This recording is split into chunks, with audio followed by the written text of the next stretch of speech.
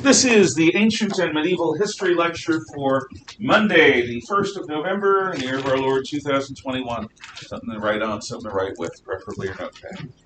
So, we have talked about law, we've talked about Hammurabi's Code and the Decalogue, and to me, one of the more interesting things about the Ten Commandments, which is a foundational document for the Jewish faith, for the Christian faith, even for the Islamic faith, as well as for our concept of law in the Western world, all of these things connect to it.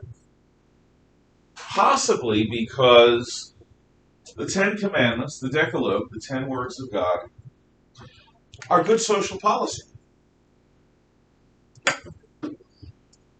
We don't want a society filled with murderers, thieves, adulterers, liars, people who are ungrateful to their parents. One of you even argued that the Sabbath could be considered a good social policy and that it breaks the work routine, which it does. I agree. So there are most, in fact, of the commandments that are not exclusive to Jewish monotheism, that most anyone would want as fundamental laws within their society. Why honor your father and your mother? Why would that be a good thing to have? What benefit does society get from people honoring their parents? They understand authority and respect. Yes, and human societies are hierarchical.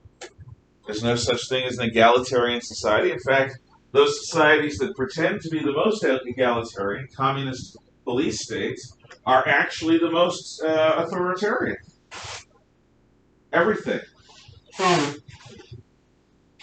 Everything. Food, shelter, who you get to marry, educational opportunities. Everything depends on party membership and your position in the party. So you learn authority, you learn hierarchy, but there's something more. Can any of you get what is more in the concept of honoring parents, besides simple recognition of the command structure? Somebody else? I will then feel free to call on whoever looks the sleepiest. Besides authority, what does a society get from having most of its people honor their parents? Well, everyone's going to be, or most people will be raised by parents, so they'll know how to act like a. Well, that kind of goes. A child who's honoring their parents might make a better parent themselves one day, because they will remember what it is they honored in their parents. Sure. It's a good answer. It's not what I was looking for, but it's a good answer. Thank you. Another answer. Yes. So people, people have kids, and then their kids grow up, and the people get really old, and then the kids take care of them. So it's like all your old people are spoken for. There is a sense of self-interest in this. If you're good to your parents and your kids see it, maybe they'll be good to you when the time comes for your second childhood. Okay. There is something else. Those are both good answers. Human beings are not at their best when they're spoiled little brats. Human beings are not at their best when they are entitled little twits. Our society is filled with spoiled brats and entitled twits. You know that, okay? You know personally people who think that the world owes them a living and that they are the bright, shining center of the universe. Honoring your parents is the first step to empathy. It's a step to empathy anyway. Empathy is the ability to appreciate that other people have real feelings and that other people, in fact, are real. If you have a society where nobody cares for anyone but themselves, that society won't be coherent. In a crisis, it'll shatter. It won't bend like it needs to. It'll be brittle. not that our society has any problem with this. Intense, overweening self-love is called narcissism, from the Greek Narcissus. Do any of you know the story of Narcissus? I believe I've read it about it, but so he was a guy who was really good looking, blessed by the gods, I believe, and he found a puddle and he would just sit there and look at himself while everyone else admired him, but he would just look at himself. Yeah, absolutely right. I'm sorry, I can't even pretend to be Narcissus. In fact, he found nothing in the universe so beautiful as his own face. Selfie much? I swear to we have people that go to the most beautiful places on earth. They encounter wildlife like blue whales. They go to waterfalls taller than skyscrapers. They go to glaciers that are moving. And what do? They take pictures of their own ugly mug in front of this thing. I was here. I'm so important. Take a picture of the damn glacier. We don't need to, we know what you look like. You know what you look like. Is it the right angle? Oh, bunch of preening flamingos we've become. Gosh. There comes a point where self-love, a little self-love is a good thing. You don't want to think that you're scum. You don't want to have complete contempt for yourself. You want to have some degree of respect for yourself. And, love your neighbor as yourself. I hate myself. I hate everyone. No, you don't want that. But the kind of narcissism that we have today is just amazing. And it's not good. A society that teaches people young that other people matter too. To see your parents as people who are being patient with you, people who are being generous with you, people who are putting up with your nonsense without winging you out a window. Defenestration is what that's called. I will tell you, my first year to year and a half, I screamed constantly. And I have good lungs, if you may have noticed. My mom, who lived in New York City at the time, took me to the Cloisters Museum, which is a medieval monastery that was brought over stone by stone to the Inwood area of Manhattan. It's beautiful forest hills on northwestern Manhattan. And it's on the top of this hill. And there I was screaming my lungs out, and there she was at the top of a hill with a really steep sidewalk and a street at the bottom. And all that was holding me back from that street was her clenched fists. She shared with me that, yep, she thought how her life would be different if all she did was that. Trust me, your parents, as much as they love you, had moments when you were little and helpless that they thought about stuff like that. Why? Because we're annoying. We human beings, kittens are cute, they're lovely. Babies are cute, they're lovely. But after a while,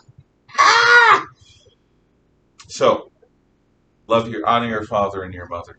Appreciate what they do for you and appreciate what they try to do for you, even if they fail. Basis for empathy. Okay. The exchange of goods and services. That's trade. The exchange of goods and services. What is the most primitive form of exchange of goods and services? You've got something that I want. You've got something. Yoink. Theft. Or, you've got something that I want. You've got something that I... Bam! Yoink! Theft or armed robbery. Why? Because you've got something that I want. And the most logical thing in the world to do is to take it, if you can. But a society based on theft is no society. It's an anarchy. Nobody can trust anything, and people need property. Yes, Marx, you were wrong. Human beings need property. 2-year-olds understand this. Mine! What's mine is mine. What's yours is mine. Everything that I want is mine. That's not mine. Everything else in here that's mine. You can have that if you want. We get this. We understand this. There is no human society that works without property. Communist dictatorships, the party leadership has plenty of property. The old dictator of the Soviet Union loved sports cars, driving fast. His name was Leonid Brezhnev. When he drove around Moscow, people ducked because he didn't swerve to avoid them. If people got hospitalized or killed, they were stupid for not getting out of the way. I joke not. These are the kind of psychopaths that run egalitarian societies. So, we come up with a better way than theft. Barter. I've got chickens. You've got a cow. Every day, my chickens lay eggs. Every morning, your cow needs to be relieved of her excess milk. So we'll do a trade. Every morning, I'll bring you some eggs. We'll agree on the amount, whatever it is. Every morning, you'll bring me some milk. We'll agree on the amount. Barter, you might want to write this down, is the direct exchange of goods and services. The direct exchange of goods and services. The direct exchange of goods and services. I am a carpenter. You are a blacksmith. I need a hammer made. You need a table made. We'll do a trade. In return for a small table that I will make for you, you will make me a nice hammer. The direct exchange of goods and services. I hate raking leaves, but I love trimming the hedge. You love raking leaves and hate trimming the hedge. So we'll split each other's yards. Everyone understands barter.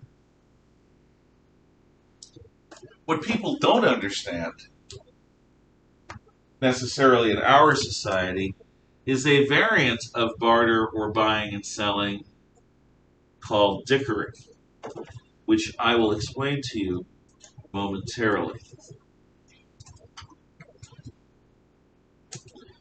Okay, so barter is the direct exchange of goods and services. Imagine what would happen if you took olive oil, really good olive oil, and used it as your motor fuel oil in your car. What might happen? Your car would smell good. Good olive oil, heated. Smells good. What's the problem with that? See, modern automobile engines have lots of moving metal parts that if there's nothing between them, they'll rub up against one another and cause fires, melting, seizures, explosions. The engine will basically go ding. So what is the function of a good high viscosity motor oil?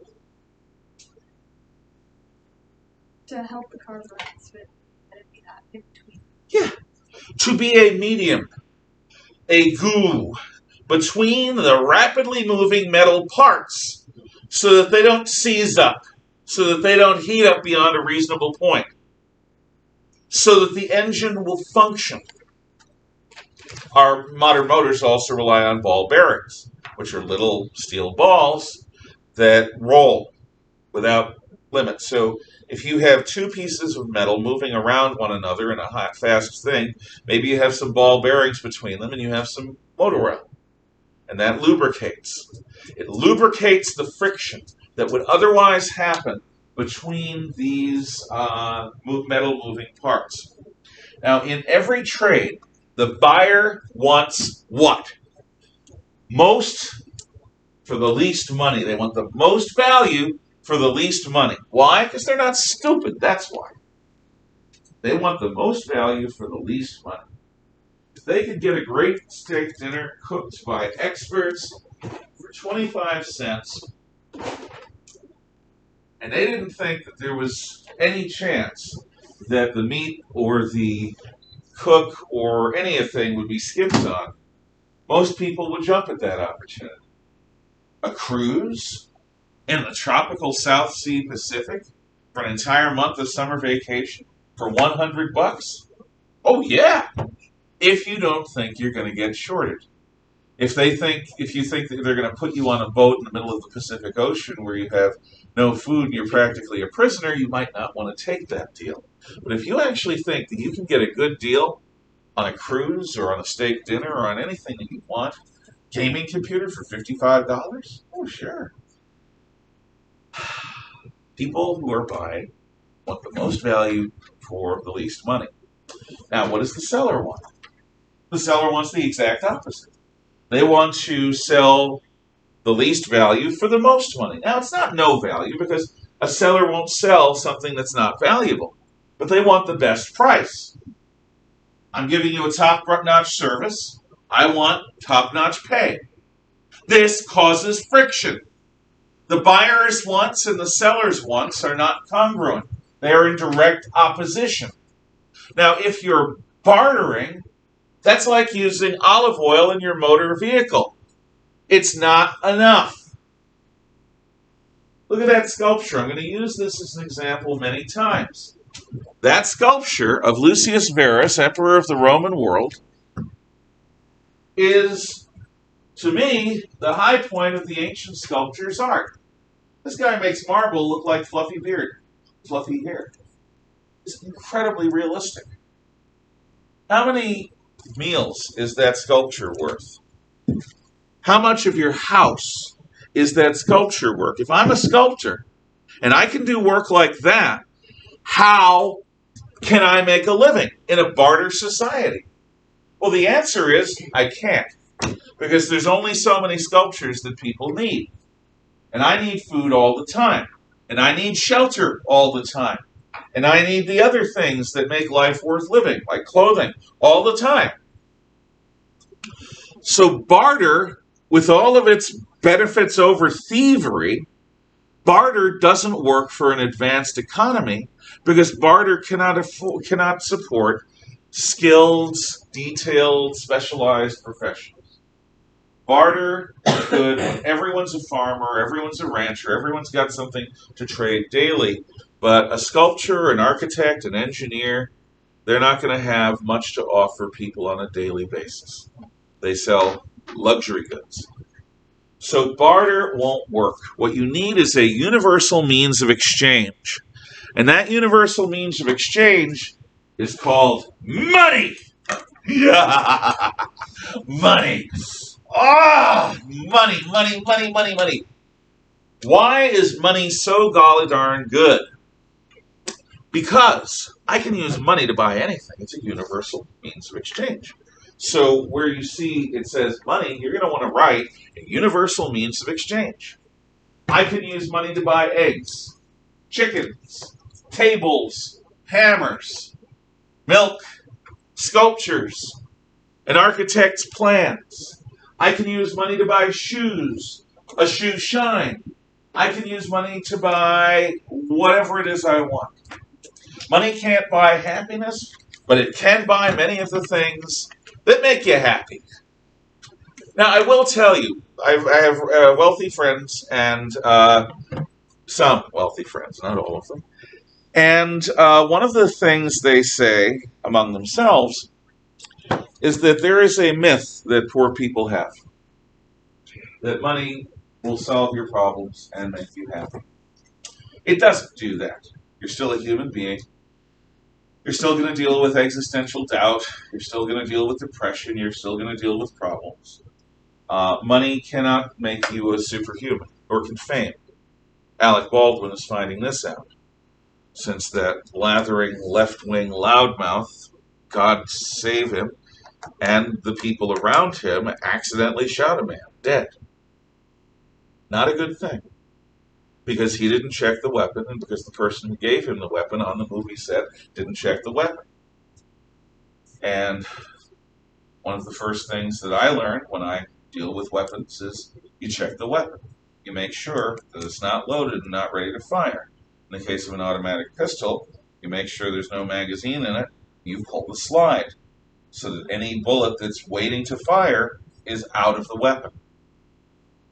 Make sure there's nothing in it.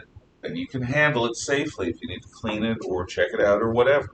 When you load it, you put you slap the magazine in. You still don't have a bullet charge though. So if you want to have a bullet ready to fire the first time, you pull that trigger, you pull the slide, and that puts a bullet in place so that when you fire downrange, you've got a bullet there waiting. That didn't happen. And life was ended. And an actor who has been rich and famous since the early 1990s, late 1980s. It is realizing, or going to realize, that reality still applies to him. You don't shoot someone and get away with it. That's a sad situation. Money is a universal means of exchange. It is a good weight, good grade, good viscosity motor oil. It can handle the highest temperatures and the highest pressures that your automobile can put out for a good lifetime. A few thousand miles. That's what money is.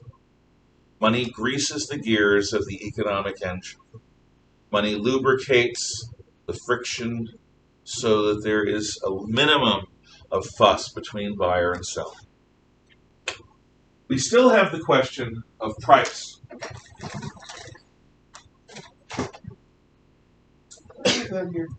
Value? I may or may not. You know what value is? Value is not the existential worth of something. It's like people say, some teachers say, oh, we should make more money. We do such an important job. No, that's not what it's about. That's not why you get paid. You get paid based on how much people are willing to pay. How much are people willing to pay for this time? I was probably willing to pay more than most. How much are people willing to pay for a bottle of water? Not how much it's worth. How much are people willing to pay at a given time or place? That's the value. That's the price. How much are people willing to pay? Not how much it's worth. Not how much it's worth. How much are people willing to pay? Because worth is a subjective quality. Yes, it's a noble and wondrous thing. It makes the world a better place. It should be. It should be. It should be. No, there's no should be. What's somebody willing to pay for it right here, right now? That's what it's worth. That's its value. Not some theoretical notion of value. The practical question, what will somebody give you for it right now? So, you get the lights, please? Shut the shade of that window there.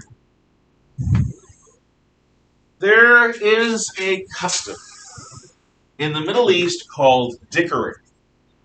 They also can call it bartering. It's not, bartering is the direct exchange of goods and services.